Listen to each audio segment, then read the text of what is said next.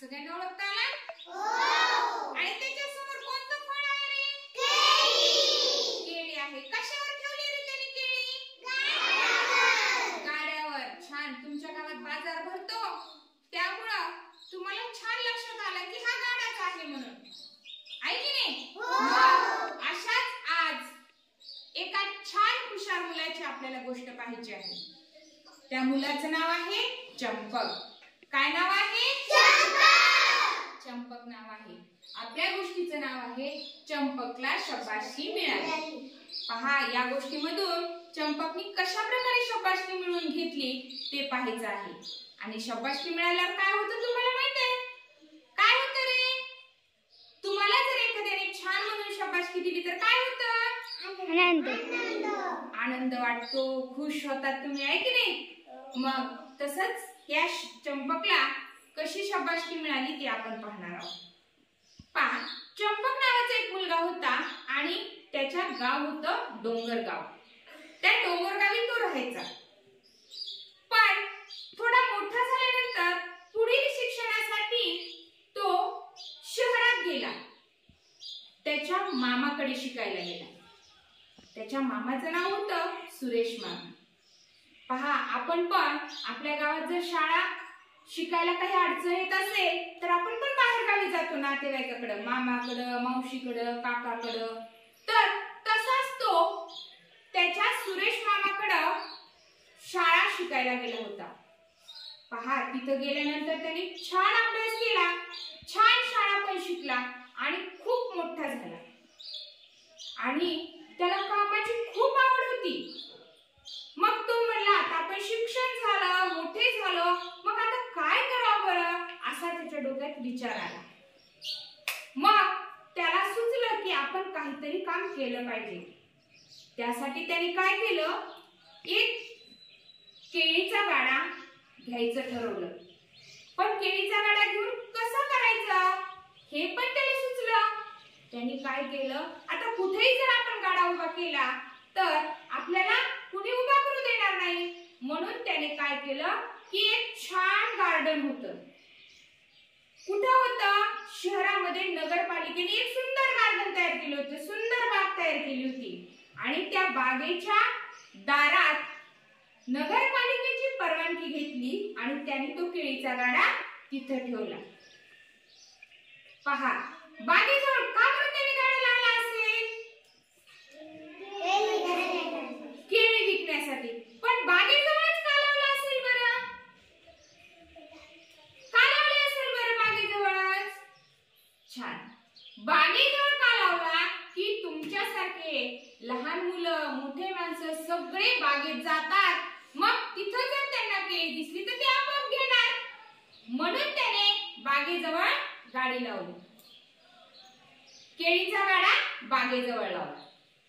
मग लोक यायचे, त्याच्याजवळून केळी घ्यायचे, मस्त खायचे.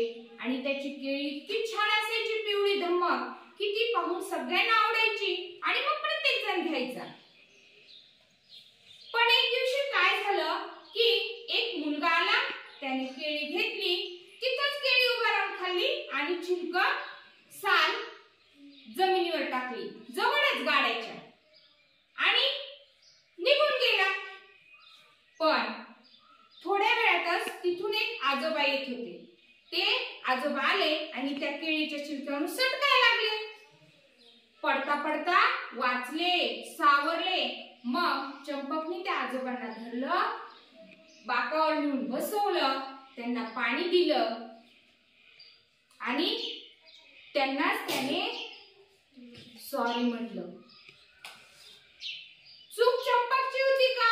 नाही. चूक त्या मुलाची होती, परंतु चूक माझीच आहे असं समजून चंपकने त्या आजोबांची माफी मागितली, त्यांना सॉरी म्हटलं.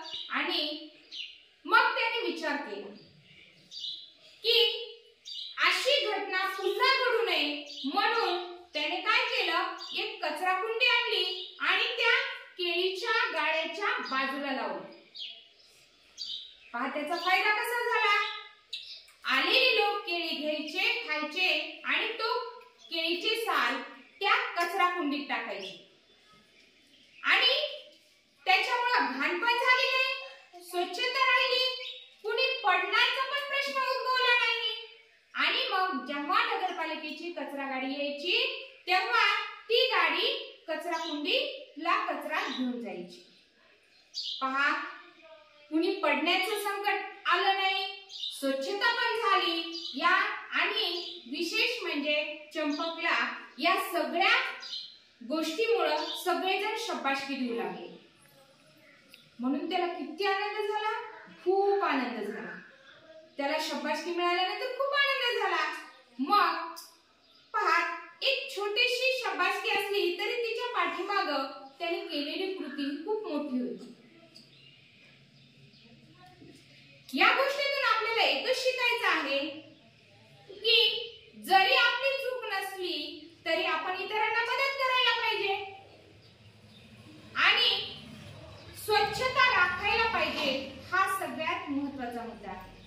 पहा, आपण आता स्वच्छ भारत मध्ये प्रत्येकाला सांगत होतो की दारात कचरा टाकू नका, दारात घाण पाणी टाकू नका, रस्त्यावर कचरा फेकू नका, रस्त्यावर थुंकू नका. जर आपण या गोष्टी स्वतःहून पाळल्या आणि इतरांनी जर करायला लागलं तर आपण त्यांना सांगितलं की असं करू नका, यामुळे आपलं गाव स्वच्छ सुंदर होणार आहे आणि रोगराई होणार नाही. या सगळ्या गोष्टी जर तुम्ही करत गेलात तर तुम्हाला पण छान शाबासकी मिळणार आहे. चंपकला जशी शाबासकी मिळाली तशी शाबासकी घेणार सगळेजण? छान.